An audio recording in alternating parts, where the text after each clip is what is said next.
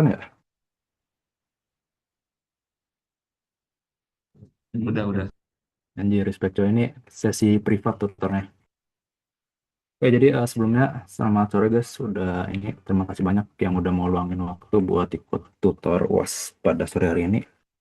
Sebelumnya gue kenalin, nama gue Gabe, gue dari akuntansi 2024 dan hari ini gue bakal jadi tutor UAS buat Matkeo.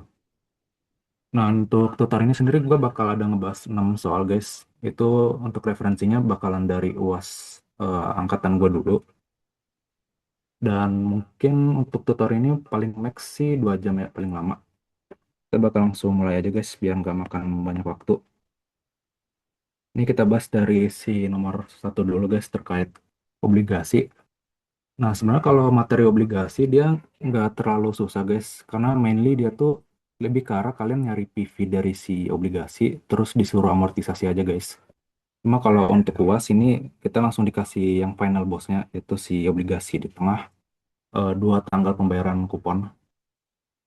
Ini jadi kalau untuk obligasi yang kayak ginian itu bakal ketemu ada namanya konsep sebentar, accrued interest, terus dirty price sama clean price. Mungkin gue bakal coba ajarin konsepnya dulu guys. Jadi sederhananya kan kalau misalnya di obligasi kita bikin timeline dulu. Ada namanya tanggal pembayaran kupon yang pertama, terus untuk yang T1, terus ada pembayaran kupon berikutnya. Nah, terkadang kalau soal-soal yang gampang gitu dia biasanya kalau nebus obligasi atau ngebayar obligasi itu di antara sini guys. Sedangkan kalau untuk yang konsep ini, dia tuh biasa pembayarannya di antara timeline ini. Nah, makanya ada namanya konsep accrued interest. Kalau accrued interest itu istilahnya kayak bunga yang udah jadi hak kita, cuma kitanya belum dapat. Makanya nanti si bunga yang terutang ini nanti bakal dibayarkan sama si present value dari si bonds yang di posisi ini. Itu nanti bakal dibayarin sama pembeli obligasi kita, guys. Kurang lebih sih gitu ya. Terus kita bakal lanjut aja kerjain soalnya. Untuk nomor satu itu kita baca dulu ya guys soalnya ininya. Hmm, Surat utang negara Indonesia jatuh tempo pada 15 Juni 2035 dengan kupon 7,5% dibayar setiap semester, aktual per aktual. Jika seorang investor membeli obligasi yang dimaksud pada tanggal 30 Mei 2025 dan meminta yield sebesar 7%, maka hitunglah accrued interest, terus dirty price, clean price, sama di sini ada soal kemudian imbal hasil obligasi tetap sama, apa yang terjadi dengan harga obligasi tersebut. Oke, oke. Kita coba kerjain dari nomor yang A dulu, guys. Yang bagian A. Oh, wait. Kita bikin diketahuinya dulu. Tadi kan diketahui kita punya C atau kuponnya itu di 7,5% yang dibayar per semester. Berarti per periodenya kita punya 3,75% per period. Nah, terus untuk yang yieldnya yang dimau sama si investor itu 7%, berarti sama aja kita bagi dua, hasilnya 3,5% per periode. Dan di sini kita tahu juga kalau pembayaran kupon itu terjadi setiap semester, pembayaran kupon setiap, ini berarti 15 Juni 2035, kalau kita cari selisih 6 bulan berarti ada di 15 Desember. Setiap 15 Juni dan 15 Desember. Nah, terus kita juga bakal bikin timeline-nya guys. Timeline biar nanti kita ngerjainnya lebih gampang. Untuk timeline sebentar.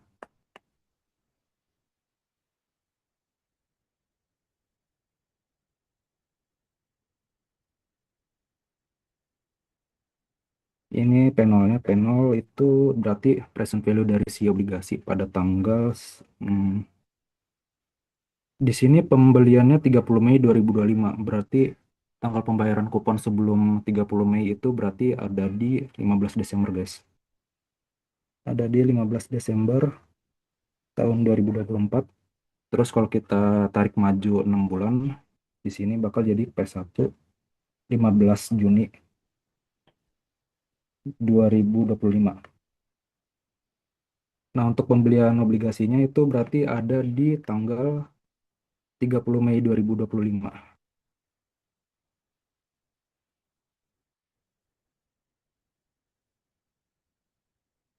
Nah, terus di sini kita bakal coba nyari ini dulu guys, selisih hari untuk yang dua tanggal pembayaran bunga sama yang 15 Desember ke 30 Mei 2025.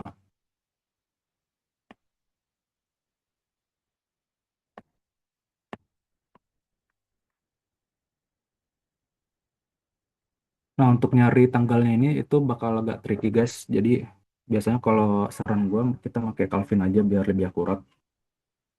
Nah, kalau misalkan kita nyari yang merah ini, yang dari 15 Desember ke 30 Mei, kalau buat pakai Calvin, kalian tinggal ini aja guys. Pencet second, second, terus date. Nah, yang untuk date satu nanti kalian masukin 15 Desember 2024. Untuk formatnya itu dia 12 titik, setahu gue ya 15, terus 24. Terus kalian pencet enter. Oke, udah benar. Terus nanti kalian tanda panah bawah, date kedua, ntar kalian tinggal masukin 30 Mei.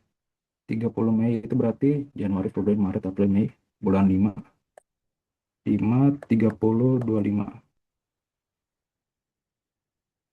Nah, ini kalian pastiin yang ininya udah ACT ya guys, bukan yang ini, ke ini, bukan yang 360. Kalau misalkan masih 360, nanti kalian editnya, kalian pencet second, 2ND, terus pencet enter. Ntar bakal keubah jadi ACT. Nah, kalau udah gitu, kalian langsung ke section yang ini, DBD, baru kalian pencet compute. Ntar ketahuan di sini 166 hari selisihnya. Jadi di sini kita masukin 166 days. Nah, ini udah ketahuan. Terus kita lanjut nyari yang selisih dari yang 15 Desember 2024 ke 15 Juni 2025. Ini kurang lebih sama aja sih stepnya guys. Ntar kalian ke DT1, terus kalian, ini udah sama sih guys. Ntar kalian ubahnya yang DT2 aja. Itu berarti bulan Juni. Juni itu Januari, Februari, Maret, April, Mei, Juni. Bulan 6, 6, 15, 25. Terus kalian pencet enter, DBD kalian compute. Ntar ketahuan ini 182 hari.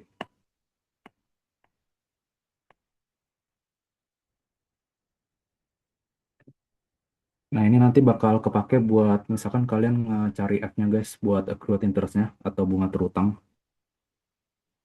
Nah, kalau udah kayak gini kita bisa lanjut bikin atau nyari jawaban buat si accrued interest-nya. Kita lanjut kerjaan yang A. Yang A berarti kan disuruh nyari accrued interest-nya ya. Accrued interest ini gue singkatin aja jadi AI. Nah, buat rumus accrued interest dia itu F dikali C kecil atau coupon rate sama dikali nilai jatuh tempo atau nilai par dari si obligasi tersebut. Sebentar. Nah, yang mana kalau F-nya itu rumusnya berarti 166 per 182. Porsi terutang dari si kuponnya, guys.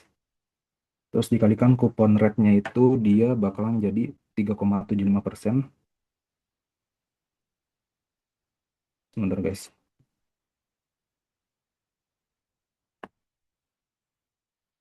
Baru dikali sama nilai jatuh temponya. Cuman karena di soal ini nggak dikasih tahu nilai fixnya berapa atau nilai jatuh temponya, itu bisa kita ganti aja jadi 100% guys. Kalau nggak dikasih tahu di dalam soalnya. Jadi di sini kita bikin 100%, ntar hasilnya bakal ketahuan accrued interest-nya itu dia sebesar 3,42%. Ini yang untuk A udah ketemu guys, accrued interest-nya 3,42%. Terus kita lanjut ngerjain yang B guys. Yang B itu dia diminta untuk mencari harga yang harus dibayar atau dirty price. Dirty price ini dia sederhananya adalah jumlah uang yang harus dibayar oleh si pembeli ke kita sebagai si pemegang obligasinya guys. Kurang lebih gitu. Terus berarti kita bakal nyari Untuk rumusnya itu berarti sederhananya kita kayak ini aja guys, compounding biasa dari P0 terus kita kalikan 1 + I pangkat F. Biar kita compound si yang awalnya dari P0 ini, kita compound ke sini guys, ke si PQ.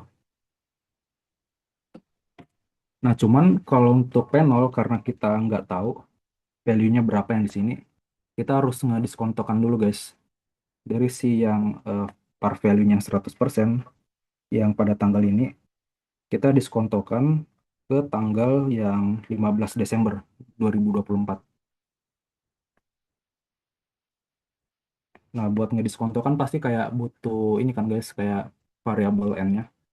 Berarti kita harus cari variabel N-nya dari 15 Juni 2035 ke si 15 Desember 2024. Itu nanti kalau kalian cari bakal ketemu di 21 periode guys.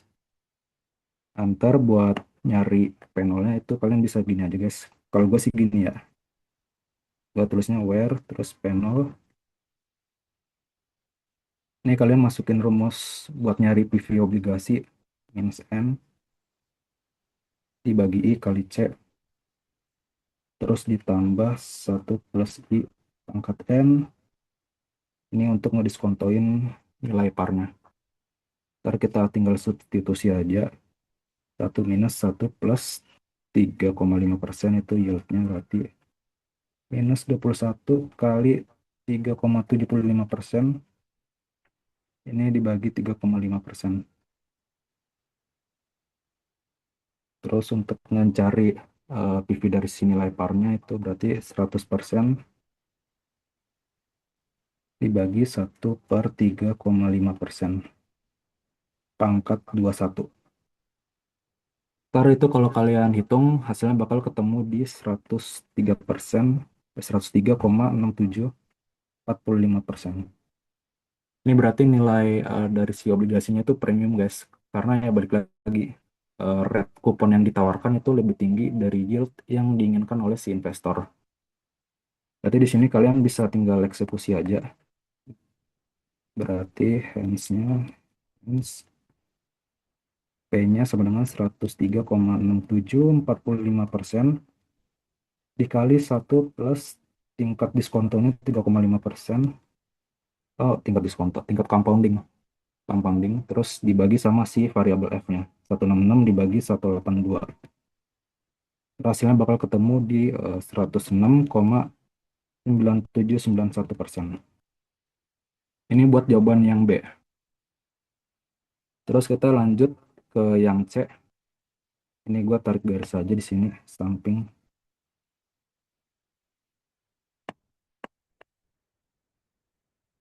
Yang C itu kita disuruh cari harga bersih atau clean price.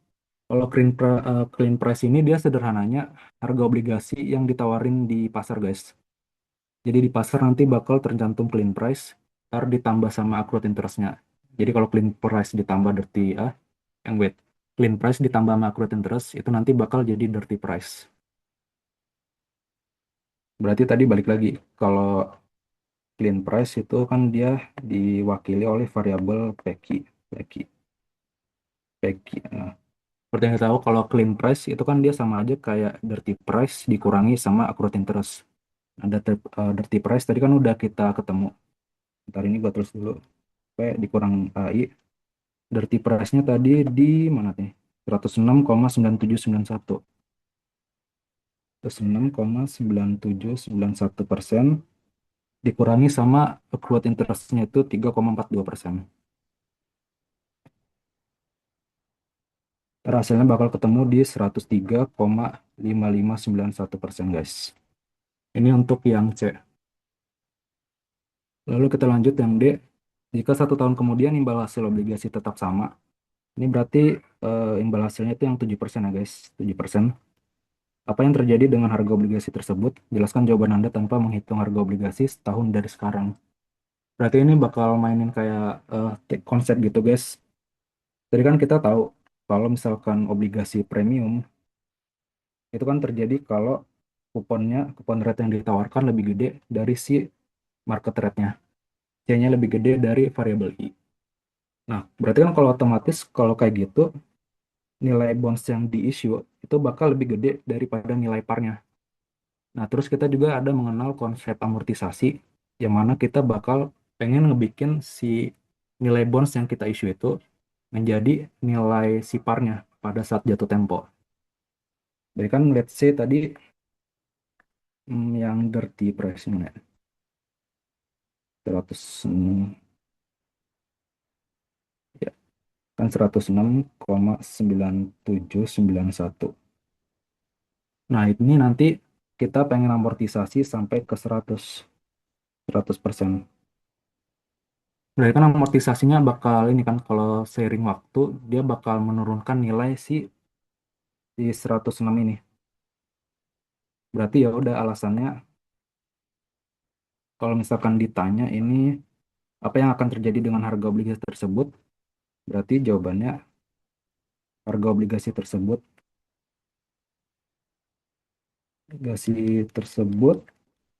akan turun karena efek amortisasi premium.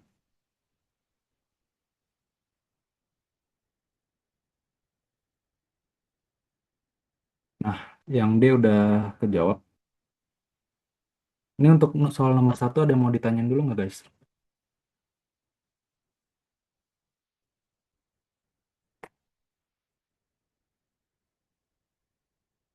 Ini gue asumsikan nggak ada ya guys. Berarti kita lanjut aja ke nomor 2. Ke nomor 2 ini jujur guys soal paling tricky waktu gue UAS dulu. Ini tentang saham. Ini kita bakal coba kerjain pelan-pelan ya guys. Karena jujur ini tricky banget. Kita kerjain dari yang A dulu. Yang A, PT Mart baru saja membagikan dividen tunai sebesar 3.000 per lembar. 3.000. Ini ada beberapa keyword yang harus kalian perhatikan juga guys. Pertama yang ini baru saja, terus membagikan dividen tunai sebesar 3.000 per lembar. Dividen tersebut diperkirakan akan meningkat 8% per tahun selamanya. Berarti ini perpetuity growth. Terus jika nilai wajar saham tersebut saat ini adalah 90.000 per lembar, berapa required return dari si investor? Berarti ya udah ini kita kayak pakai rumus yang perpetuity growth. Berarti di sini dia bakalan jadi P0 sama dengan bentar, D1 dibagi K minus G. Cuma karena dividennya ini kalau kalian perhatikan, dia kan di sini statementnya baru saja. Berarti si 3.000 ini dia statusnya adalah D0, bukan D1 guys. Ini kalian harus perhatikan juga untuk keyword-keywordnya jangan sampai kejebak gitu guys. Nah, berarti buat nge-convert si D0 ke D1 itu gimana guys? Buat caranya itu ya udah, berarti untuk D1 itu sama aja kayak D0 kita compoundkan dengan variabel growth. Berarti di sini si ini kita langsung masukin aja lah ke rumus utamanya.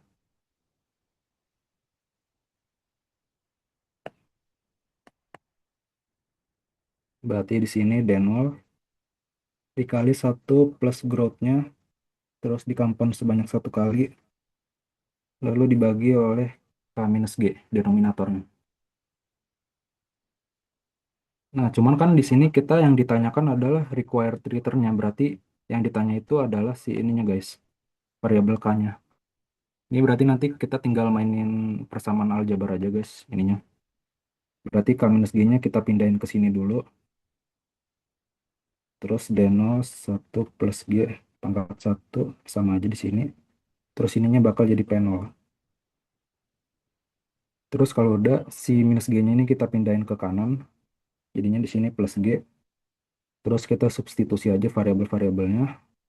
Ini G-nya juga kita ganti aja jadi growth-nya 8%. Jadinya 3.000 kali 1 plus 8% pangkat 1 baru dibagi sama P0-nya itu 90.000. Kita required return-nya bakal ketemu di angka 11,6%. Nah, yang untuk A udah kejawab. Kita lanjut aja langsung ke yang B.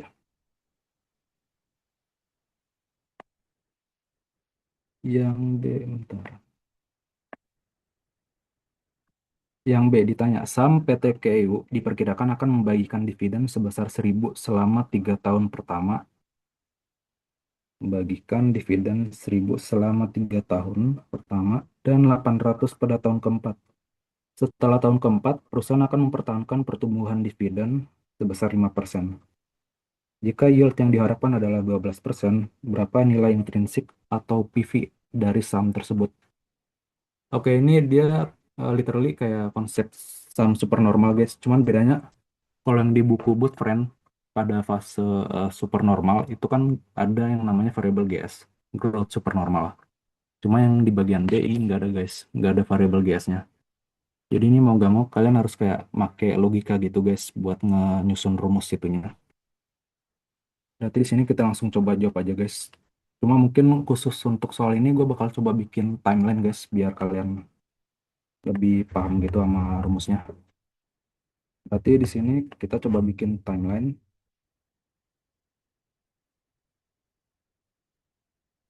Timeline terus kita tarik garis.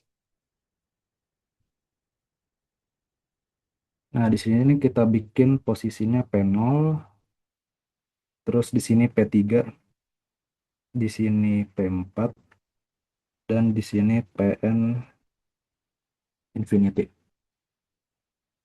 Nah, tadi kan di soal kan di state kalau pada 3 tahun pertama bakalan ada dividen konstan sebesar 1.000, guys. Plus 1.000 setiap periode. Terus dari P3 ke P4 itu ada dividen konstan plus 800. Nah, terus untuk seterusnya itu bakalan bertumbuh si dividennya. Dividen growth-nya itu bakal terus bertumbuh setiap periode sebesar 5% selamanya. Berarti ini kayak, kan kita yang disuruh cari itu P0-nya, guys. Yang ini. Nah, berarti kalau kasusnya kayak gini, kalian harus ada ngebagi jadi ini, guys. Jadi, sebentar. Satu minus. Oh, kalian harus ngediskontokan ini, guys. Si ininya. Jadi ini nanti kalian bagi jadi 2 segmen. Yang ini bagian sini nanti kalian diskontokan ke sini. Terus bagian segmen kedua yang ini kalian diskontokan juga ke sini. Jadi bakal ada 2 kali pengerjaan, guys. Ini kita coba susun dulu rumusnya. Ini jujur kalau untuk kayak gini kalian harus benar-benar pahamin, guys. Karena kalau rumus-rumus kayak ginian nggak bakal ada di buku bootstrap. Jadi harus kalian kayak modif sendiri. Berarti ini untuk nilai intrinsik. Pertama kita bakal coba ngediskontokan segmen yang ini dulu, guys. Yang ini. Kita diskontokan ke sini, ke P0. Berarti untuk rumusnya kan kita tahu kalau si dividen itu konstan 1.000 setiap periode. Berarti kita untuk ngediskontonya itu bisa pakai rumus anuitas, guys. Rumus anuitas biasa. Soalnya di sini nggak ada info sih kalau pembayarannya itu pada awal tahun. Berarti kita tinggal masukin aja rumus anuitas biasa. Itu dia satu minus satu plus K pangkat minus N terus dibagi sama K dikali C. Ini rumus buat ngediskontokan sini, guys. Si segmen yang ini. Nah, selanjutnya kita bakal nyusun rumus buat ngediskontokan yang ini, guys. Segmen yang ini. Itu berarti kita plus. Nah, kalau kayak gini, kalian pertama ini dulu, guys. Kalian coba ngediskontoin si P4 ini. Kan ini kan P4 dia sama aja kayak dividen ini kan, pertumbuhan apa konstan gitu. Berarti ini bisa kalian bikin aja, masukin rumus D4 dibagi K minus G. Nah, ini nanti bakal ngediskontokan si yang dari P4 ini ke diskonto ke P3, bukan ke P0, guys. Ini kalian harus pahamin juga. Jadi nanti yang ini bakal ke diskonto ke P3. Nah, terus dari P3 itu nanti kalian diskontokan lagi ke sini, ke P0. Itu nanti kalian tinggal pakai rumus ini guys. Diskonto sederhana aja. Satu plus K pangkat N satu. Nah ini rumusnya udah jadi guys buat ngediskonto dua segmen tadi. Ntar tinggal kalian substitusi aja ke variabelnya. Nanti ini next kita lanjut kerjain. Satu minus satu plus tadi K-nya berapa? K-nya itu 12%. 12%. 12%.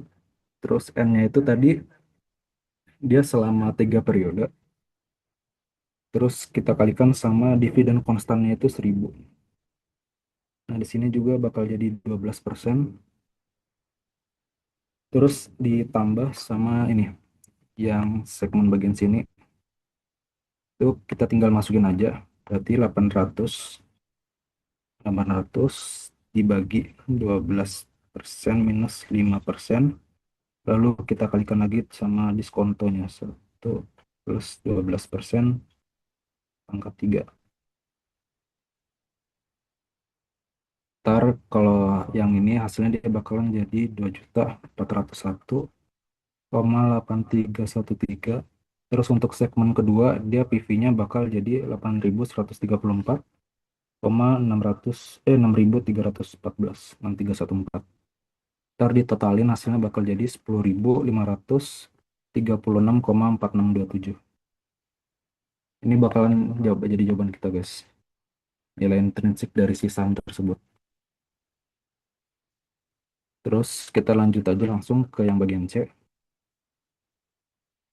Yang C ini ditanya saham PT Oke akan bagikan dividen 500 konstan setiap tahun. Ini kita highlight dulu. Bagikan dividen 500 konstan setiap tahun. Investor mengharapkan yield saham. Yield saham ini berarti variabel K-nya sebesar 14% untuk tahun pertama, lalu 12% untuk tahun kedua, dan 10% untuk tahun ketiga, dan seterusnya. Itulah nilai harga wajar saham tersebut. Ini berarti kita bikin timeline-nya dulu guys.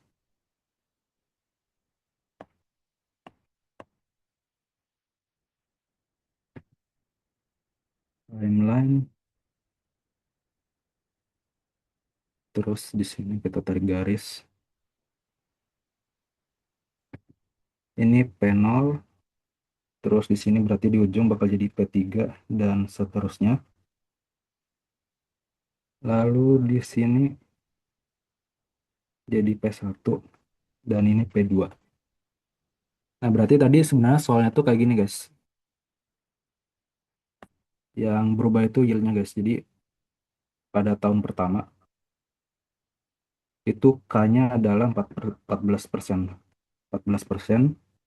Lalu untuk tahun kedua itu K-nya adalah 12%.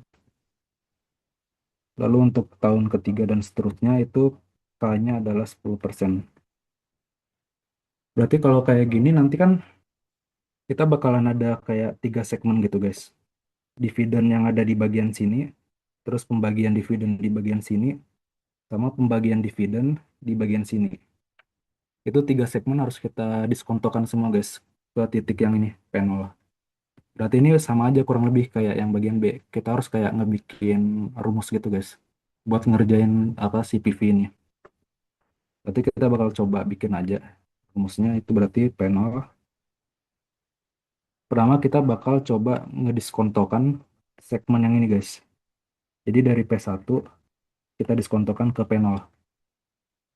Itu berarti rumusnya ya udah kita tinggal make kayak rumus diskonto sederhana. Berarti si dividen tersebut kita bagi dengan 1 plus K1 pangkat 1. Nah, segmen yang ini udah kelar. Berarti kita lanjut ke segmen kedua. Segmen kedua berarti dari si P2, P2 kita diskontokan ke P1 pakai yang ini, K12%. Nanti pas udah di posisi ini, kita diskontokan lagi. Tapi dengan K yang ini guys. Jadi kita bagian denominatornya, denominator tuh yang ini, itu bakalan ada 2 rumus guys. Ini kita langsung coba aja, kita coba susun. Berarti plus. Jadi kan kita mau diskontokan pakai yang ini dulu. baru nanti main ini. Berarti nanti kita 1 plus K2. Ini gue lupa ini. Ini K1, ini K2, ini K3. Ini 1 plus K2 kita diskontokan sebanyak 1 periode. Lalu kita diskontokan lagi dengan K1 sebanyak 1 periode. Ini dividennya sama aja. Iya kan? Sama aja ya. Ya sama aja, 500 konstan. Terus nextnya kita bakal coba ngediskontoin yang ini guys. Segmen ketiga. Kalau segmen ketiga ini kan karena ada di sini seterusnya. Berarti kan sama aja kayak konsep perpetuity. Perpetuity yang tanpa growth ya. Berarti kan dia sama aja kayak dia dibagi Kak. Kalau pengen ngediskontoinnya. Berarti ini kita tinggal ini aja. Pertama kita pakai ini dulu yang K3. Kan kalau rumus perpetuity kan dia sesederhana D dibagi K untuk ngediskontoinnya. Berarti ini kita tinggal masukin K3. Terus kita kalikan 1 plus K2. K2 pangkat 1. Lalu kita kalikan lagi dengan 1 plus K1 pangkat 1. Ini bagian numeratornya sama aja D. Nah kalau udah kayak gini kalian tinggal substitusi aja guys. Untuk D berarti kan sama semua nih.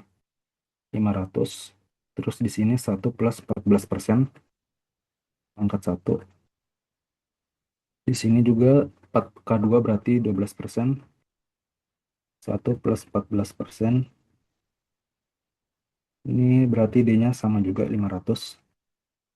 Terus K3-nya dia 10%. Dikalikan sama 1 plus K2-nya itu 12%. Dikalikan sama 1 plus 14%.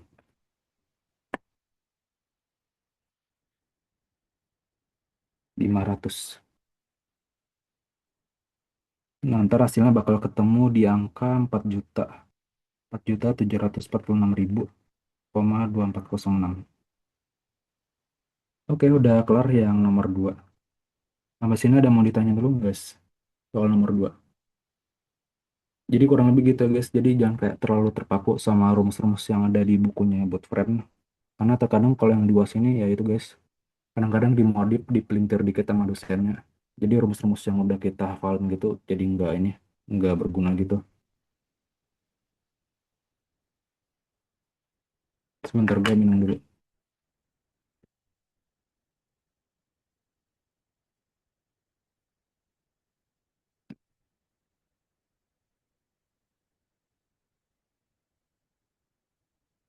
Oke, kita lanjut aja ke soal nomor 3. Nah, cuman kalau soal nomor 3 gue udah bikin dulu ininya jawabannya. Karena jujur agak panjang ini guys jawabannya. Jadi di sini kita ketahuin kalau pada tanggal 2 Januari, sebentar. 2 Januari 2023, Dewi membeli 10 lot atau 1000 lembar saham COPA senilai 10 juta. Berarti ini totalnya. Terus selama tahun itu ia menerima dividen sebesar 250 per lembar. Yang mana secara overall dia dapat 250.000.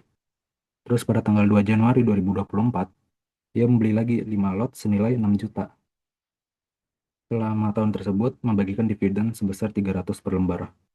Pada akhir tahun 2024, Nyonya Dewi menjual kembali seluruh investasinya pada saham COPA dengan harga 1.300.000 per lot.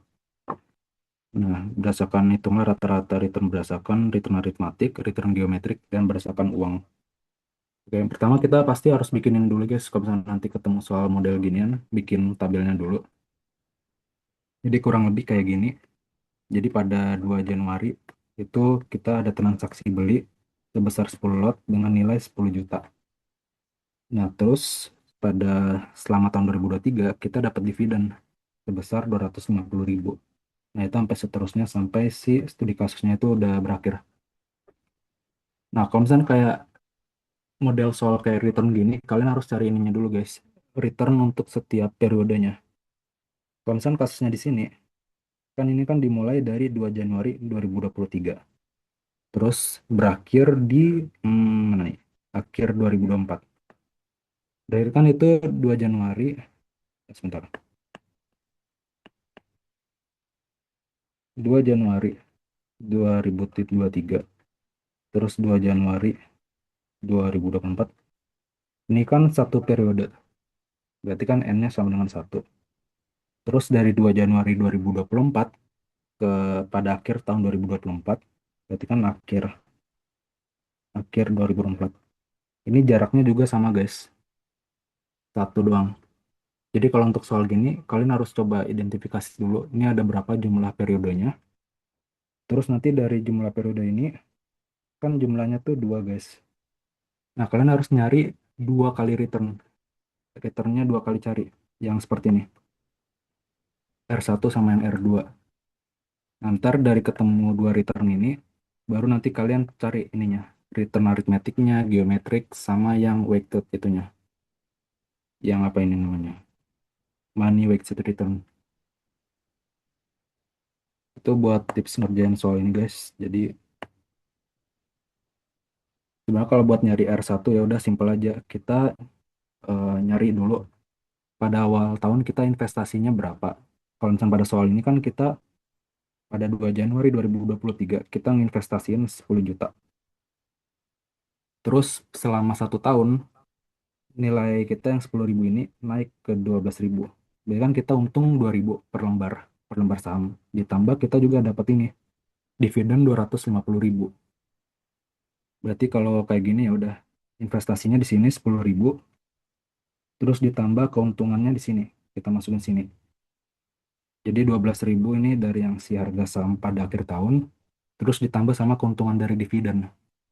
Ntar hasilnya bakal ketemu returnnya sebesar 22,5%. Yang sama juga berlaku buat R2 ya guys. Cuman kalau untuk R2, itu bagian investasinya kalian update ulang. Jadi kalian nggak pakai yang 10 juta lagi guys. Berarti kalau untuk investasi yang pada periode R2, itu kalian update di sini. Jadi kalian sesuaikan. Jadi 15 lot, kan di sini 10 lot ditambah 5 lot. Dikali 100 lembar, habis itu dikalikan sama si 12.000 ini guys. Ini bakal jadi investasi buat si periode selanjutnya. Nah, ntar ketemu jumlah investasinya berapa yang bagian sini. Ntar kita cari juga keuntungan di bagian sini. Cash inflow-nya. Buat nyarinya ya udah tinggal sini 19,5 juta ditambah sama si dividen pada tahun tersebut 450.000. Ntar tinggal kalian olah aja, ntar bakal ketemu returnnya tuh di sini 10,833%. Nah, terus kalau udah ketemu dua return ini, kalian ya udah tinggal pakai aja itu variabelnya buat nyari misalkan return aritmetik. Kalau return aritmetik ya udah ininya kalian tambah, habis itu kalian bagi dua, kalian cari average-nya. Ntar ketahuan di sini 16,67%. Terus kalau untuk geometrik ya udah geometrik kalian tinggal pakai fungsi akar aja. Jadi 1 plus R1 dikali 1 plus R2, terus nanti di apa dikurangi sama 1. Ntar hasilnya bakal ketemu di 16,5%. Terus kalau untuk kasus yang C ini, yang berdasarkan uang, itu nggak ada rumus ininya guys. Kalian harus cari kayak IRR-nya. Kalau di sini gue udah bikin tabelnya, jadi kalian bikin dulu tabel cash inflow sama cash outflow-nya, sama net cash flow-nya. Kalau pada periode 0, ini cash outflow-nya kan 10 juta untuk ngebeli yang lot tadi kan. Kita berarti netnya kalian minus 10 juta. Terus pada periode 1, kalian dapat dividen 250.000. Tapi kalian juga ngebeli saham lagi senilai 6 juta. Berarti netnya kalian masih minus nih, minus 5,75 juta. Nah, terus pada periode kedua, itu kalian ngejual semua saham yang udah kalian hold, terus ditambah juga sama penghasilan dividen. Ntar net cash flow-nya itu positif di 19,95 juta. Ntar kalau udah ketemu data net ginian, kalian tinggal masukin aja ke fungsi CF. Ntar untuk CF 0-nya itu minus 10 juta, terus channel satunya 5,75 juta. Ini yang F01 itu maksudnya kayak frekuensinya guys, frekuensi cash flow-nya gitu. Terus channel 2 segala macam, terus kalau udah ini kalian pencet IRR, terus pencet CPT, ntar hasilnya ketemu di sini. Ntar kita coba ini ya, kita coba pakai di Calvin. Di Calvin berarti kita pencet CF dulu. Ntar ini gue riset dulu deh. Nah, jarak nolnya berarti kita bikin dulu 10 juta minus. Minus, kalian pencet enter. Terus pencet panah bawah. Channel satunya bikin 5750. Ini kalian minusin, terus enter. Terus F01-nya kalian biarin. Channel 2, channel 2-nya berarti 19, 950. Ini kalian minusin juga. Eh, enggak, sorry, sorry. Terus F02-nya 1. Nah, kalau udah kayak gini nanti kalian tinggal pencet IRR, terus compute. Ntar ketemu di sini, 15,39. Ntar ini desimalnya gue coba nih dulu deh, format. Nah, 39,077. Sampai sini ada yang mau ditanya dulu nggak guys?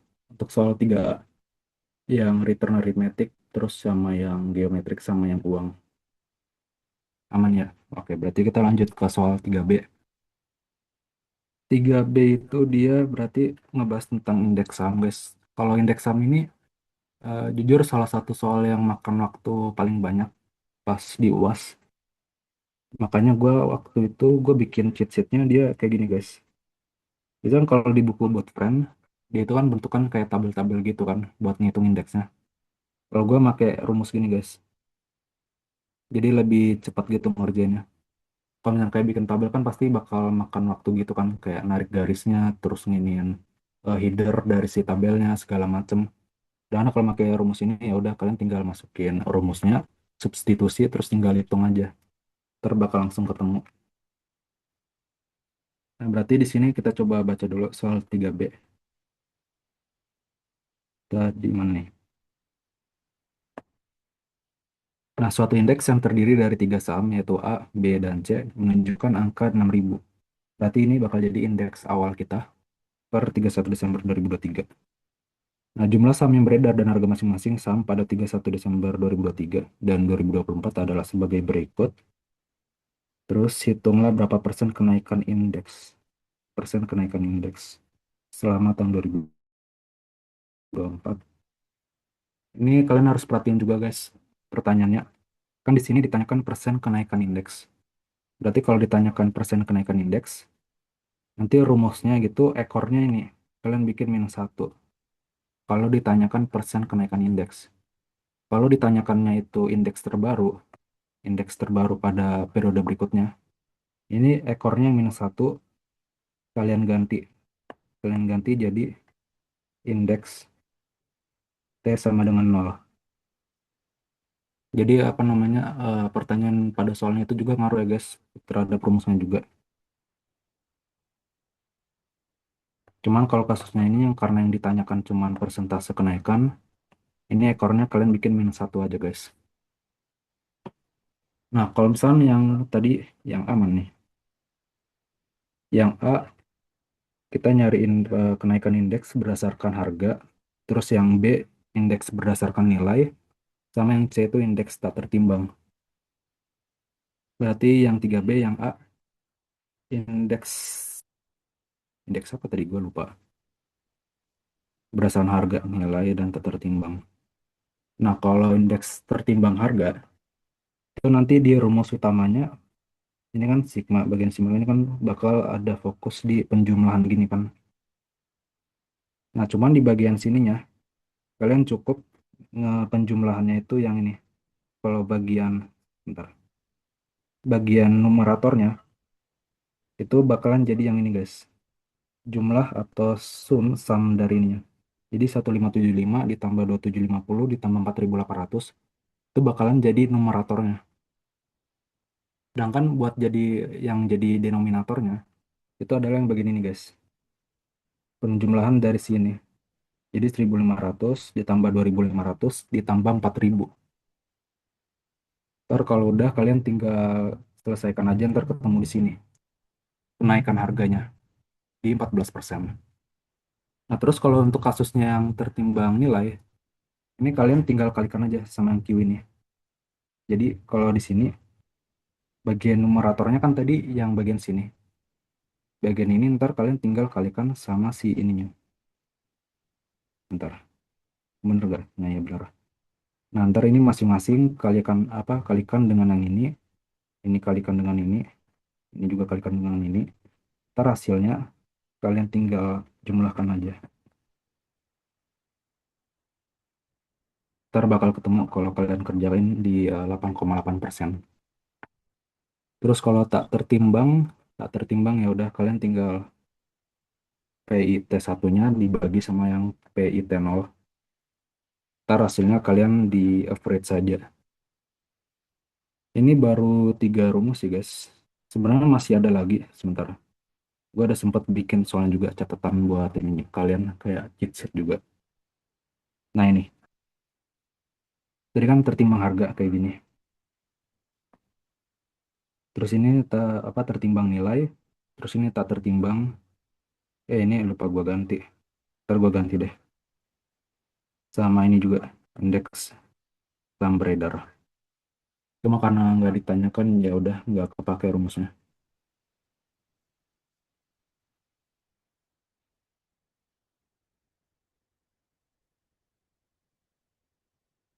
Oke buat soal nomor 3 ada yang mau ditanyain dulu nggak guys? Terkait indeks sama returnan ini.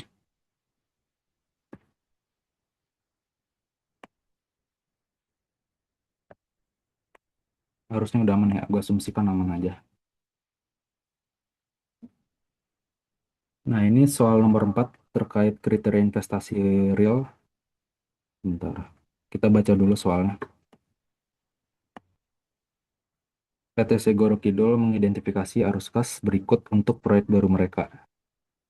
Terus ada info di sini. Terus dengan tingkat timbal hasil yang diminta oleh pemegang saham sebesar 15%, berarti ini bakal jadi variabel K-nya. Anda diminta untuk menjawab berapa besar IRR, terus yang B ditanyakan NPV-nya, yang C decision making-nya gimana, yang D tidak bersifat mutual eksklusif, mana yang harus dipilih berdasarkan indeks profitabilitas, lalu yang E itu berapa periode discounted payback. Oke, kita coba kerjain dari yang A dulu. Kalau yang A dia kan ditanyakan IRR. Berarti ini mau nggak mau nanti pas ujian, kalian nanti pakai Calvin guys. Soalnya kalau hitung manual itu mau nggak mau harus trial and error. Harus kalian cari satu-satu. Berarti kita coba kerjain aja.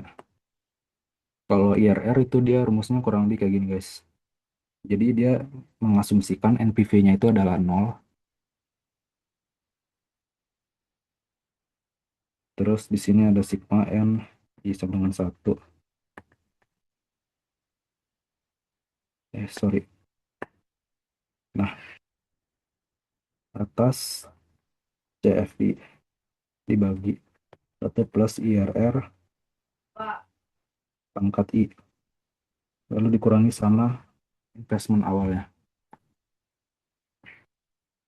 Kalau udah kayak gini nanti kalian tinggal masukin aja guys. Berarti kan di sini, bentar, kita mulai dari epsilon dulu. Berarti kan IO-nya kan 10 miliar. Terus untuk periode 1 cash flow-nya itu adalah di 4 miliar. 4 miliar dibagi 1 plus IRR pangkat 1. Terus ditambah cash flow tahun kedua atau periode kedua itu 2,5 miliar. Ini juga sama, cuman periodenya kita ganti. Pangkat dari denominatornya tuh kita jadiin 2. Terus selanjutnya berarti ini minus 1,75 miliar dibagi sama 1 plus IRR pangkat 3.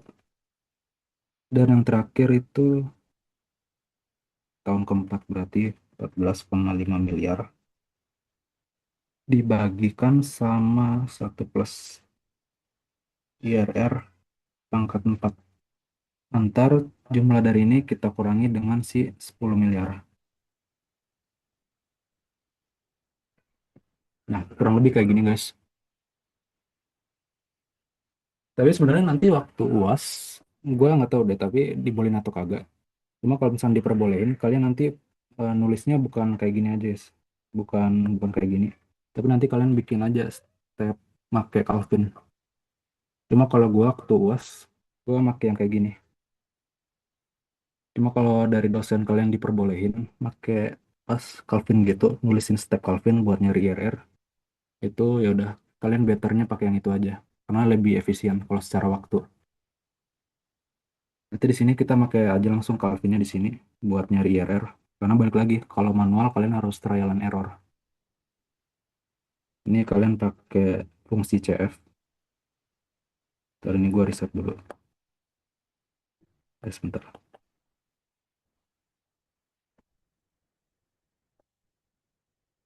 Nah, di sini tadi CF0 berarti awalannya kan berarti 10 juta. 10 juta ini kalian minusin, enter, terus langsung channel satunya itu 4 juta. Atau nggak gini guys, biar lebih cepat. Ini kalian jangan bikin 10 juta di Calvinnya, tapi minus 10 aja. Biar lebih cepat aja secara waktu.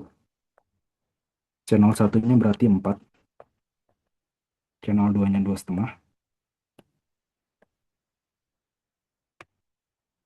Yap, 2,5.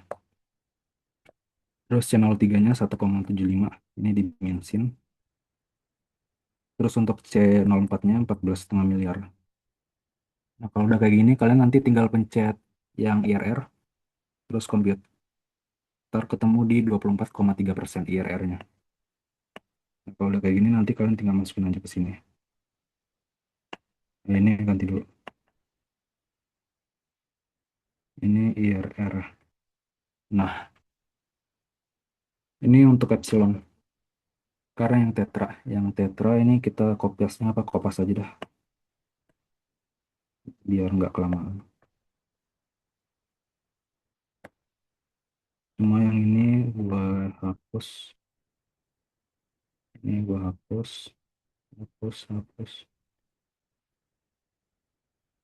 Nah, untuk yang tetra, berarti pada periode satu dia cash flow-nya 1,5 miliar. Terus periode kedua dia 2,5 miliar. Periode ketiga dia 3 miliar.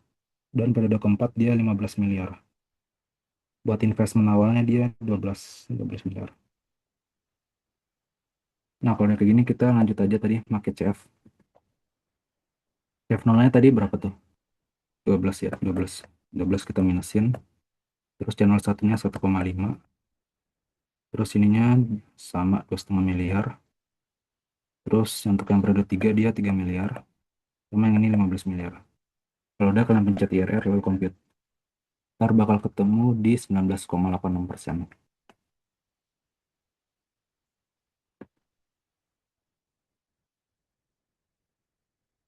Nah, untuk yang A udah kejawab. Terus kita langsung lanjut aja ke yang B. Yang B ditanya berapa net present value untuk masing-masing proyek. Berarti ini sebenarnya gampang aja sih guys. Kalian tinggal ngadiskontoin aja semua cash flow dari apa namanya manfaat ekonomis si proyek tersebut. Berarti dia rumusnya sebentar. Rumusnya berarti NPV sama dengan sigma N I1 terus atas CF. Sebentar deh. Oh, ini makan 3 baris.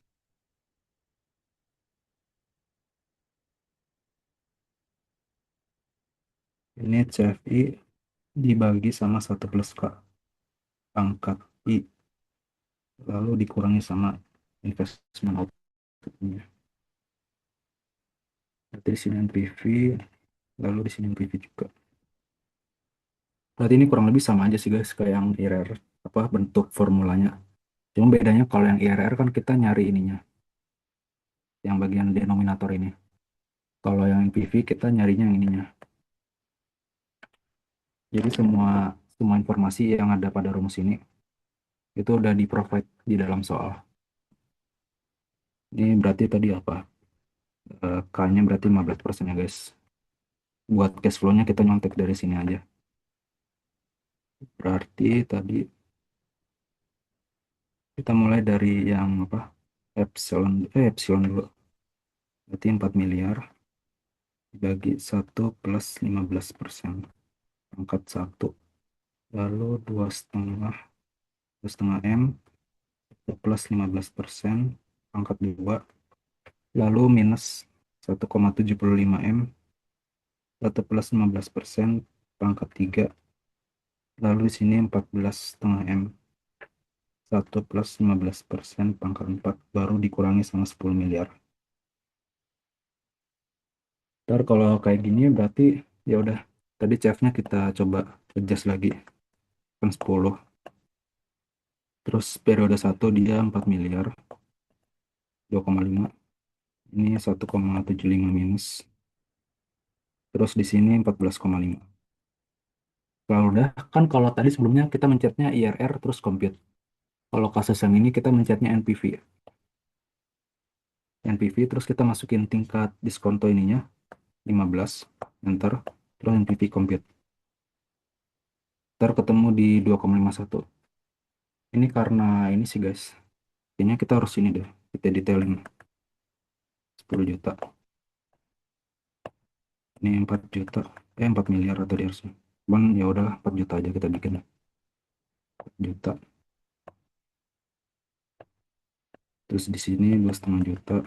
Kita bikin ini 1 juta.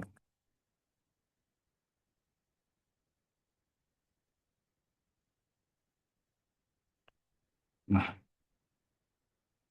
dia jadinya di 2 miliar 508 juta 388 ribu 690. Kita bulatin aja. Nah, ini buat NPV yang si epsilon. Terus next kita kerjain juga buat yang ini si tetra. Ini juga salah satu soal yang makan waktu lama guys di UAS. Jadi nanti pinter-pinteran kalian aja nge-manage waktu pas UAS. Karena waktu UAS itu berapa ya?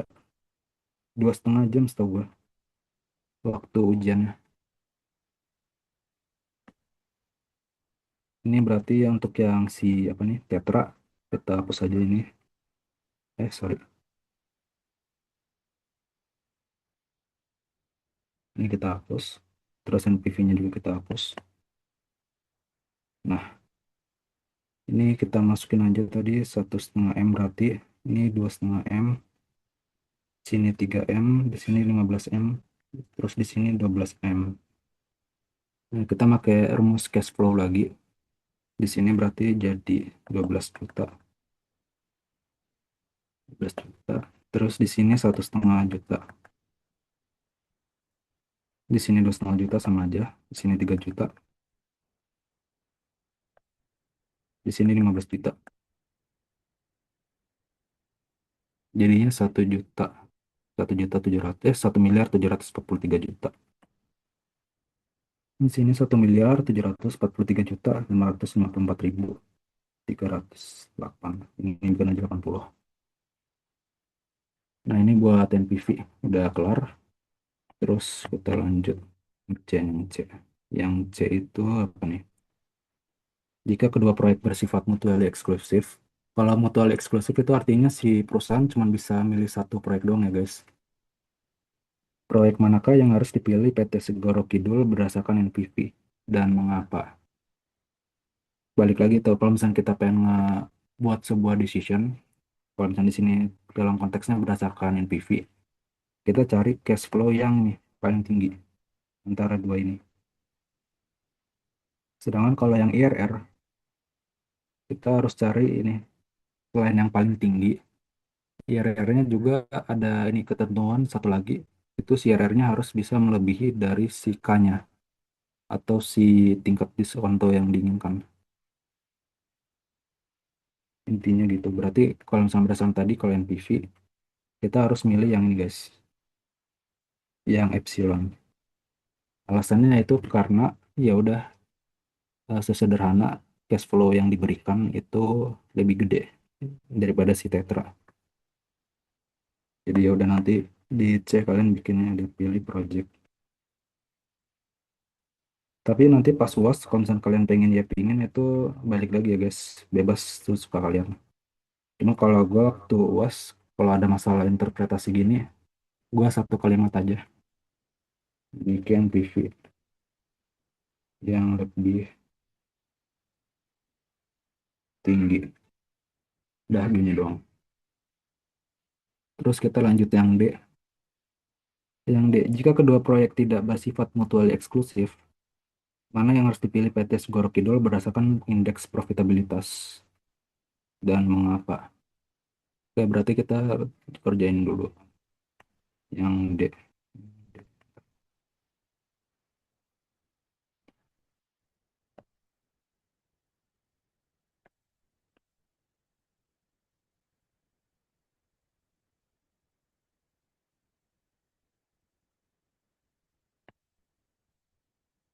Kalau untuk rumus profit apa namanya? Profitability index itu dia sebenarnya ada dua, guys. Itu yang pertama adalah NPV. NPV dibagi sama IO. IO absolute. Ini ABS gue singkatin aja. Terus nanti kita tambahin satu. Sama ada rumus satu lagi, itu gua lupa dah. Ada di catatan gua. Nah ini, ada satu lagi. Cuma karena tadi pas kita ngerjain soal, kita udah dapat yang NPV-nya, maka kita pakai yang ini aja, guys. Biar lebih gampang, terus lebih cepat juga.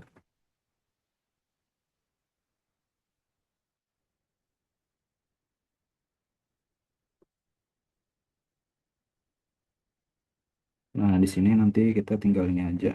PI, PI, NPV-nya untuk epsilon berarti di sini, guys. Ini kita copy aja.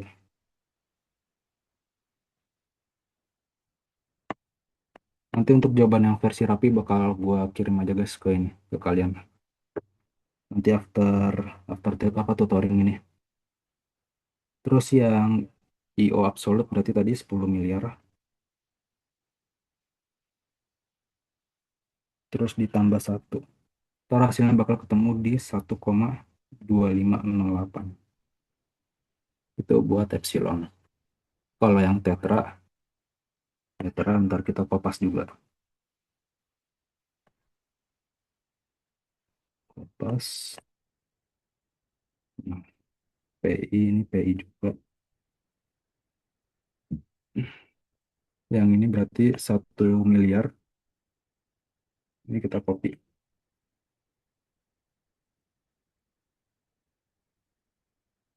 Terus nanti bagian yang IO absolute, dia bakalan jadi di mana nih? 12 miliar. Di 12 miliar. Terus tambah satu. Nah, ntar hasilnya itu bakal ketemu di 1,141453. Nah, jadi kalau buat interpretasinya, kalau buat decision making, itu kita sebagai manajemen harus apa namanya ngeterima proyek tersebut kalau si PI-nya atau profitability index itu lebih gede dari satu. Nah, kalau di kasus ini dia dua-duanya di atas satu. Berarti kalau misalkan tidak atau non mutually eksklusif, kita sebagai manajemen harus ini eksekusi dua proyek ini. Kurang lebih gitu. Berarti nanti interpretasinya ya udah jika proyek tidak, ini gua singkatin aja, mutually eksklusif dan PI-nya itu lebih dari satu, maka kita harus pilih keduanya. Nah, kurang lebih gitu. Terus kita lanjut yang E. Yang E itu ditanya apa? Berapa periode discounted payback untuk setiap proyek? Ini jujur, guys. Kalau misalnya kalian kayak nggak yakin bakal kelarin Matkeo, UAS Matkeo, ini kalian tumbalin yang ini aja, guys. Tumbalin yang kayak ginian. Cuman lain cerita kalau misalnya kalian punya apa namanya Calvin yang apa namanya itu Texas Instrument yang versi Pro yang 1 jutaan itu kalian bisa cepat ngerjainnya. Cuma kalau kalian punyanya yang basic yang 700 ribuan, menurut gue ini nggak worth it. buat kalian kerjain. Waktu yang kalian keluarkan itu nggak setimpal sama poin yang kalian bakal dapetin yang 4% ini. Ini gue jujur gue kerjanya di Excel guys, karena gue males ngitung-ngitungnya sama apa namanya salinnya. Jadi gue bikin di Excel terus gue masukin ke sini untuk discount payback periodnya. Nah buat ngerjainnya gimana buat nentuin tahunnya. Nah itu kalian bisa pakai rumus ini guys. Ini setahu gue nggak ada di Bookfriend, ini gue modif sendiri juga rumusnya.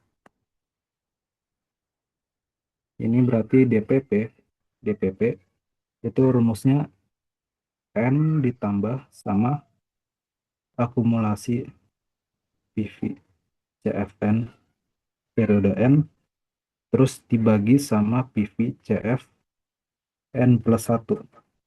Nah, buat nentuin si akumulasi sama si PV-nya yang mana, itu kalian harus lihat dulu cash flow yang bagian positifnya itu terjadi pada periode yang mana. Kalau di kasus yang epsilon, dia cash flow-nya mulai positif di periode keempat. Berarti kita pakai acuan akumulasi ininya di sini. Akumulasi PVC ya, CF, yang periode N.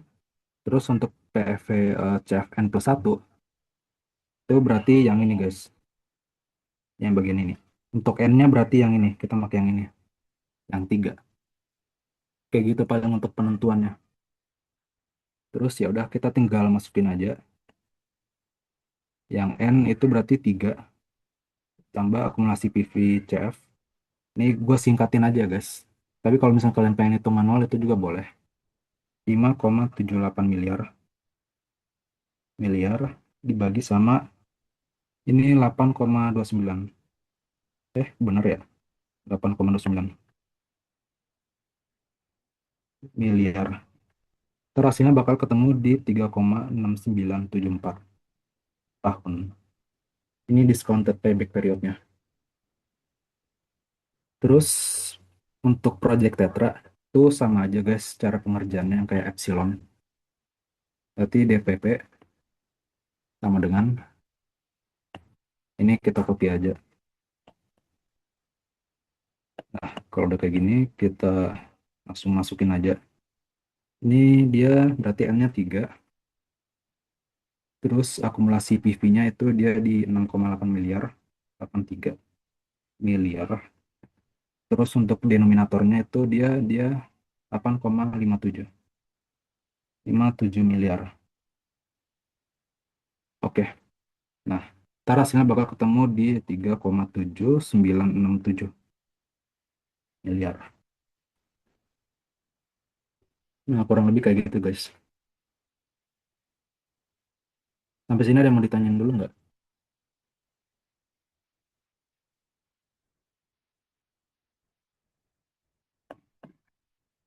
Oke, gue asumsikan udah pada aman. Terus kita lanjut ke yang nomor 5. Nomor 5, perdagangan margin. Ini kita baca dulu soalnya, guys. Dengan margin awal 40% ini kita highlight. Margin call 20%. Ronaldo membeli 1000 lot saham BBRI pada harga 4.000 per saham.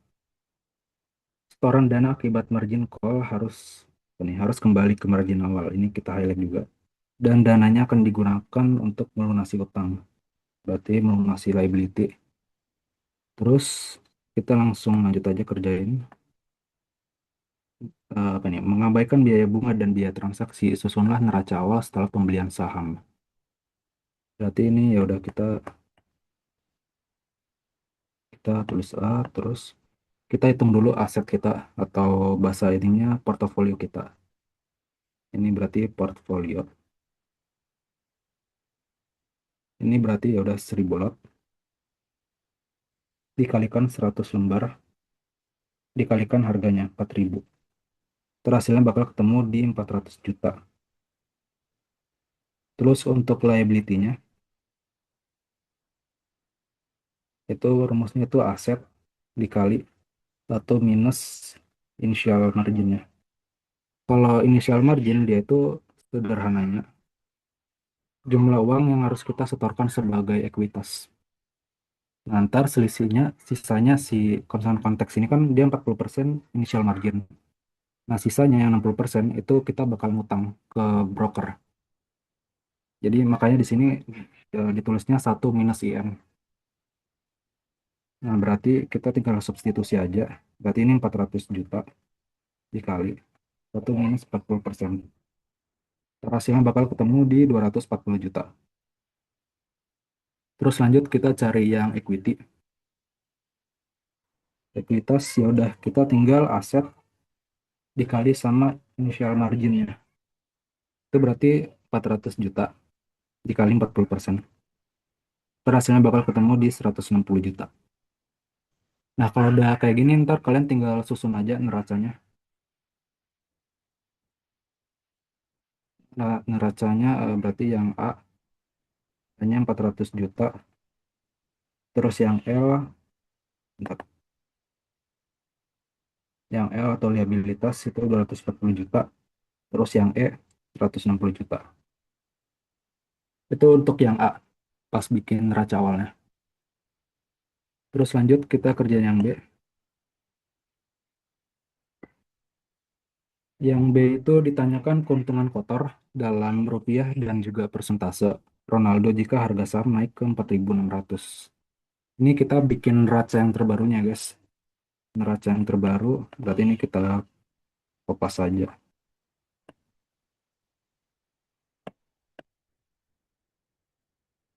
Ini kopas, terus kan di sini tadi apa nih? Jika harga saham naik ke 4.600, berarti selisihnya 600 rupiah. Nah, kalau misalkan harga saham yang kita apa namanya perdagangan margin itu naik, itu si bagian neraca yang bakal naik itu adalah sini, guys. Bagian aset sama bagian ekuitas. Itu bakal naik juga.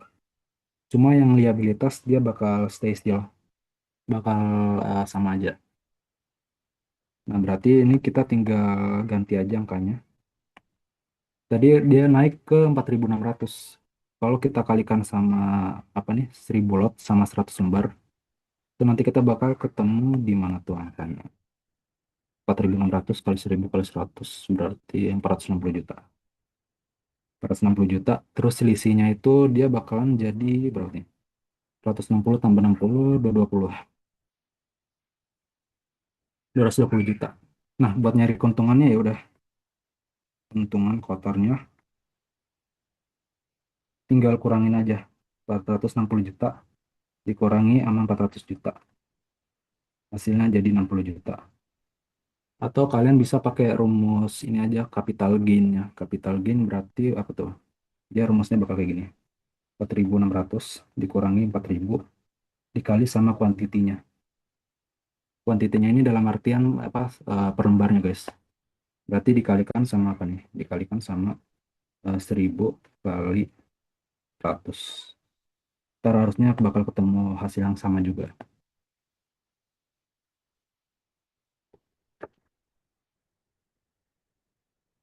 Terus lanjut kita cari persentasenya. Persentase keuntungan kotornya. Itu ya udah eh, apa namanya keuntungan yang kita dapetin tadi berarti kan 60 juta. 60 juta kita bagikan sama dengan investasi yang udah kita lakukan pada awal periode. Itu berarti 160 juta. Karena kan balik lagi, pas awal kan kita ngeluarin uangnya itu segini doang, 160 juta. Cash outflow kita 160 juta. Berarti dari kita ngeluarin 160 juta pada awal periode, itu kita dapat persentase keuntungan kotor 37,5%. Gitu kurang lebih. Terus kita langsung lanjut aja ke yang C. Ini kita coba yang C. Kerugian kotor dalam rupiah dan persentase jika harga saham turun ke 3.500. Berarti ini kebalikannya, guys. Cuma kurang lebih sih pengerjaannya sama aja sih ininya. Ini kita copy aja. Terus lanjut ke yang C. Ini.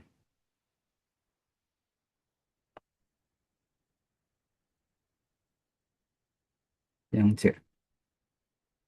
Ini berarti kalau misalnya kayak harga sahamnya turun juga, itu yang berpengaruh yaitu yang ini, guys. Aset sama ekuitas. Liabilitasnya itu nggak terpengaruh. Berarti ini kita hapus. Ini hapus. Ini hapus juga. Ini hapus. Nah, kan tadi si sahamnya turun harga per lembarnya itu ke 3.500. Berarti nanti aset baru kita itu bakalan jadi 350 juta. Terus ekuitasnya ya udah kita tinggal cari selisihnya aja. 350 dikurangi sama 240 itu jadi 110. Nah, kalau udah kayak gini ya udah kita tinggal cari aja. Keuntungan kotornya 350 juta dikurangi 400 juta. Itu bakal rugi 4, berapa ya? 40. Sorry. 50 juta. Terus tinggal kita masukin ke sini 50 juta dibagi 160 juta. Kita bakal rugi minus 31,25%. Nah, itu untuk soal yang C. Kita lanjut aja lagi ke ya, soal D. Harga margin call. Jadi ini kalau misalkan harga saham kita turun apa namanya lebih rendah dari si margin call price-nya ini, itu bakal ada tindak lanjutnya guys. Biasanya berupa kayak gini. Kalau misalnya di G dia forward sell atau ini deposit biar margin kitanya itu naik lagi. Kalau dalam konteks ini berarti ketika ada margin call kita harus ngembalikin ke margin awal yang mana which is dia 40%. Jadi ibaratnya gini, kalau misalkan current margin kita itu 15%, itu kan dia lebih rendah dari sini 20%. Otomatis kan bakal ada margin call. Biasanya kalau soal-soal pada umumnya itu kita dari 15% kita diharuskan untuk naikin ke 20% ke sininya minimum margin call-nya guys. Cuma terkadang ada beberapa soal, salah satunya soal kayak gini, itu ada ngasih notes tambahan. Jadi di sini margin call harus kembali ke margin awal. Jadi instead of 20%, kita disuruh ngebalikinnya itu ke 40%. Ini harus kalian perhatiin juga guys. Soalnya kalau ke apa ke skip itu bakal langsung disalin sama dosen. Berarti balik lagi tadi kita bakal coba cari margin call price-nya. Di sini D kita cari MCP. MCP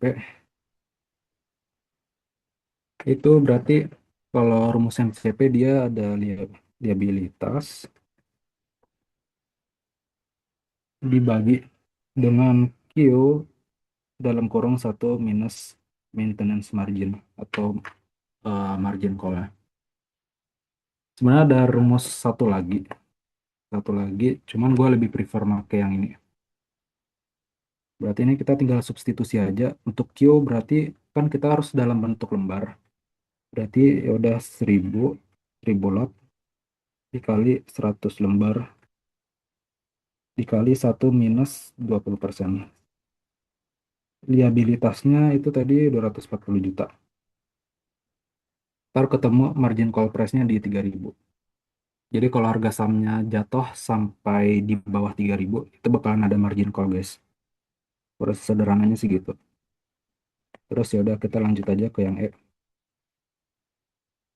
Yang E, yang E itu apa? Besar dana yang harus disetorkan ketika harga saham turun ke 3.200. Tadi balik lagi, kita margin call price-nya 3.000. Kalau misalkan harga sahamnya yang kayak di E, yang dia ini 3.200, kan dia masih di atas margin call price. Berarti kalau kayak gitu, kita nggak perlu ngelakuin apa-apa guys. Karena margin call-nya itu masih lebih nih, lebih rendah dari si harga 3.200. Sedangkan kalau yang F, ini kan dia 2.800. Berarti bakalan ada tindak lanjut. Yang mana kalau di konteks yang F ini, kita harus ngelakuin deposit tambahan. Deposit tambahan untuk di ini, yang di highlight, untuk melunasi utang, ya apa liability. Nah, nanti berarti kalau yang di F, ntar liability ini yang 240 juta, itu bakal dikurangi. Terus ya kalau yang G itu bakal ada kita ngejual saham kita. Oke, berarti kita lanjut aja eksekusi. Tadi yang E berarti nggak perlu ya, tidak dikenakan. Tidak, sebentar kok warna merah.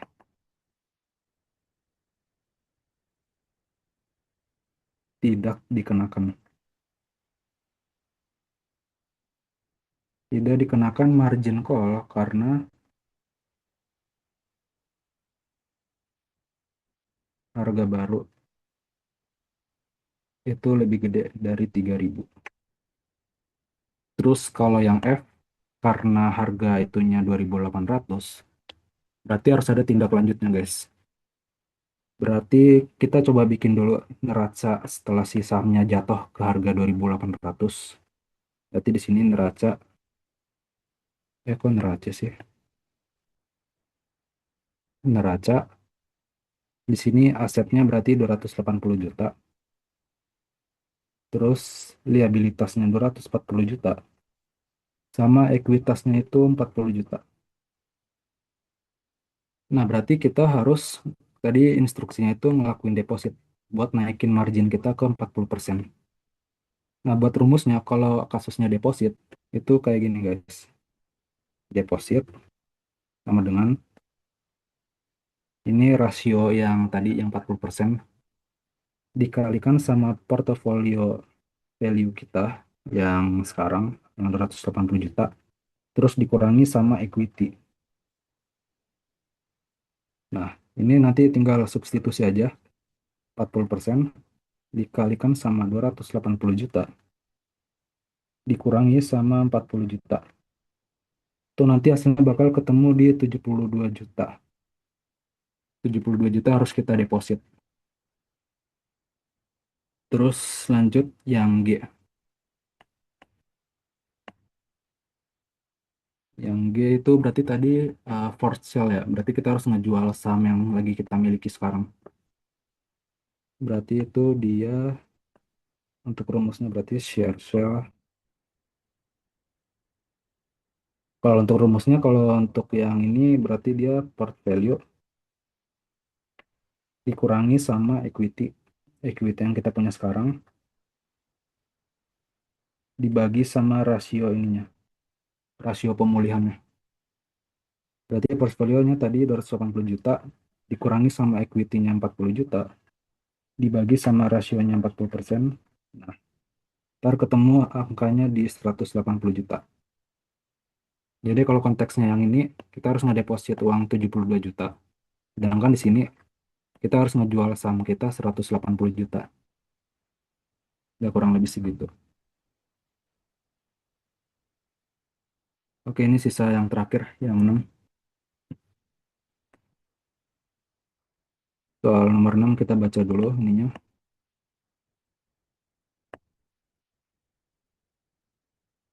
Gunakan quotation bank berikut kurs SGD terhadap IDR untuk menjawab soal berikut. Nah, terus di sini ada info Anda berangkat ke Singapura untuk berlibur pada tanggal 21 Desember 2024. Anda memperkirakan membutuhkan SGD 1000 untuk kebutuhan sehari-hari di sana. Nah, berarti ya udah kita tinggal langsung aja kerjain yang A. Hitunglah berapa dana yang harus Anda siapkan dalam IDR untuk membeli SGD pada tanggal 21 Desember 2024. Berarti ya udah kita harus gunakan yang ini guys. Kalau kasusnya kayak gini, kita pakai yang kurs jual.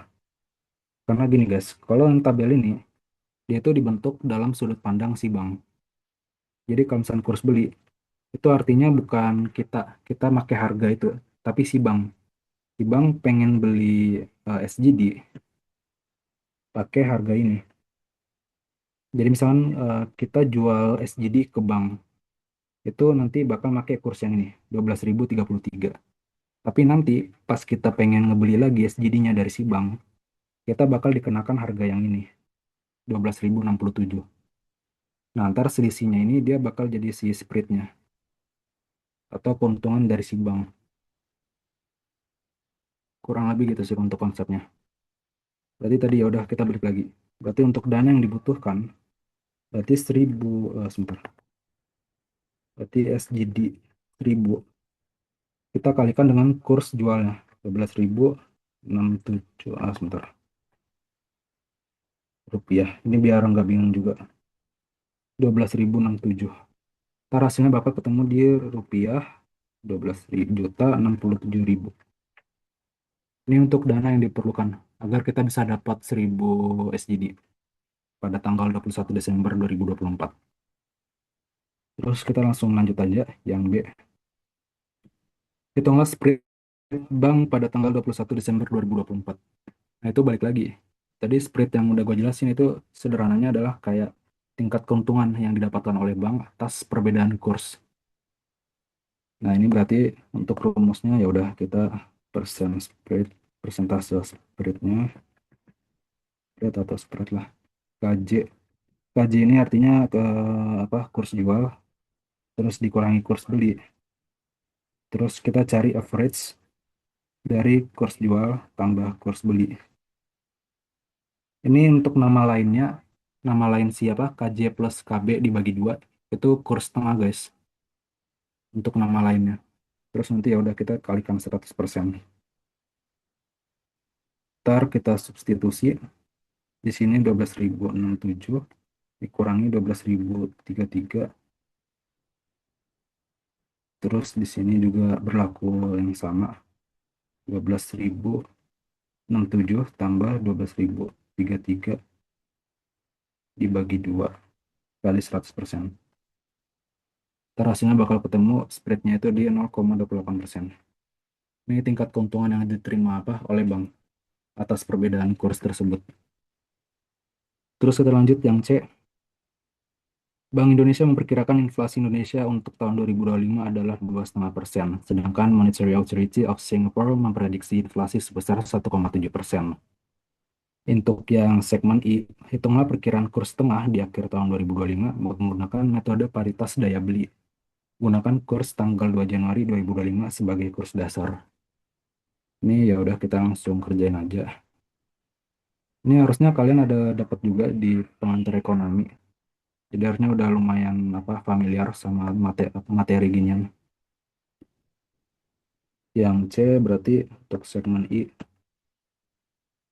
segmen satu. Kita langsung aja masukin rumusnya. Kurs T1 itu sama kayak kurs T0 ditambah 1 plus inflasi dari domestik dibagi sama 1 plus inflasi si asing. Nah, untuk kursnya itu tadi seperti yang soal minta, dia maunya berbentuk kayak kurs tengah. Berarti ya udah kita tinggal 12.036 tambah 12.071 kita bagi 2. Terus ditambah 1 plus inflasi domestiknya 2,5%. Terus dibagi 1 plus 1,7% inflasi yang asing. Terus hasilnya bakal ketemu di 12.148,32. Ini untuk si itunya. Terus kita lanjut yang soal kedua. Soal kedua dia ngebahas apa? Apakah IDR akan menguat atau melemah terhadap SGD dalam setahun? Jadi balik lagi. Tadi kan kurs yang kita dapat setelah kita adjust dengan inflasi itu 12.148. Sedangkan si kurs tengah itu berarti apa? 12.036 tambah 12.071 bagi 2. Itu berarti di sekitaran 12.050 ya. Sebentar, gua coba hitung. 12.071 bagi 2. Sebentar, kayaknya bukan kurs tengah deh.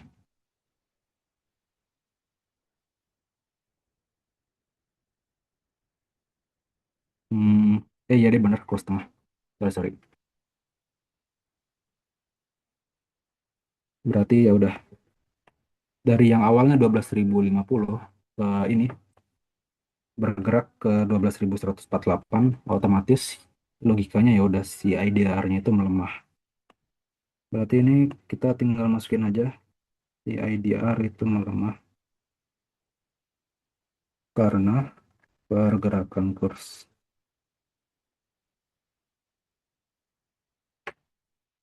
kurs dari 12.050 menjadi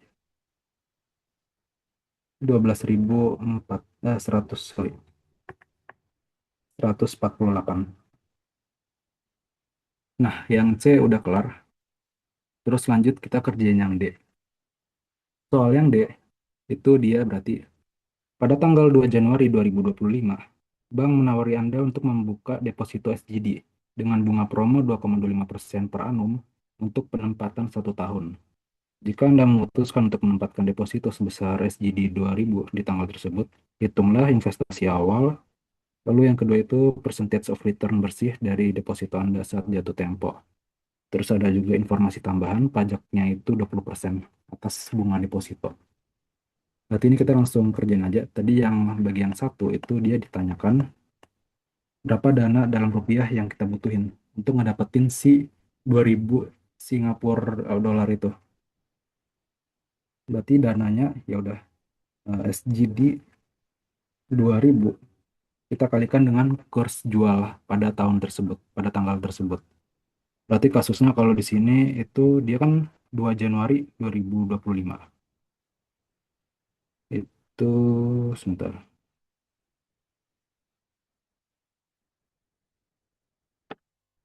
Bentar, guys.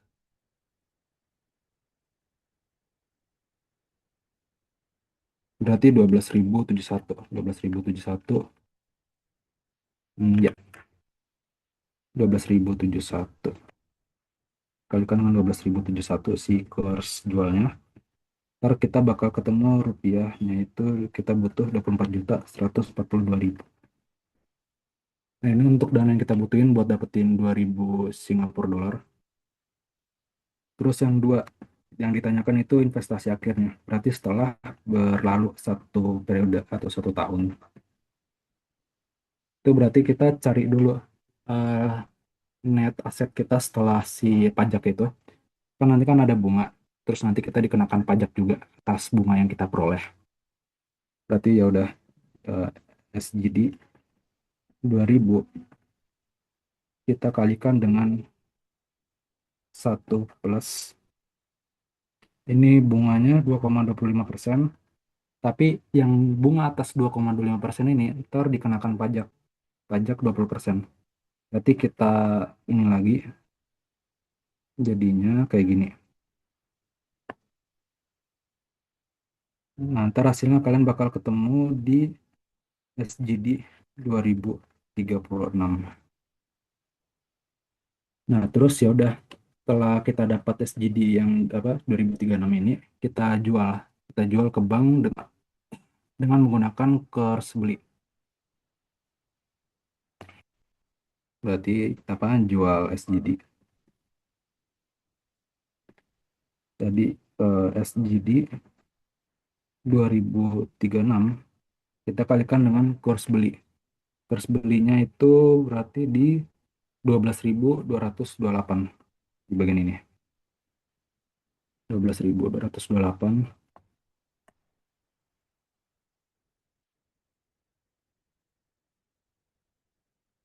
Ntar hasilnya bakal ketemu di 24.896.208 rupiah. Nah, buat ngitung returnnya, percentage of return bersihnya, itu kalian ya udah tinggal pakai rumus ini aja.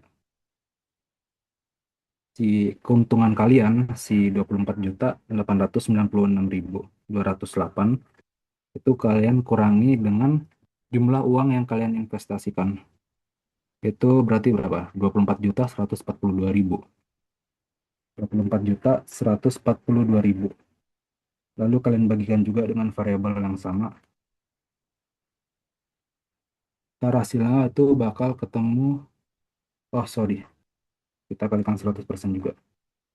Terus hasilnya bakal ketemu di 3,124049%. Oke, kurang lebih gitu sih untuk tutorialnya. 6 soalnya udah kejawab semua. Nanti untuk catatan bakalan gua kirim catatan sama soalnya juga. Ntar itu catatannya bakal ada isi jawaban yang udah versi rapi dari gua sama catatan materi untuk kalian masukin ke cheat sheet Matkeo. kurang lebih seperti itu sih, kurang lebih.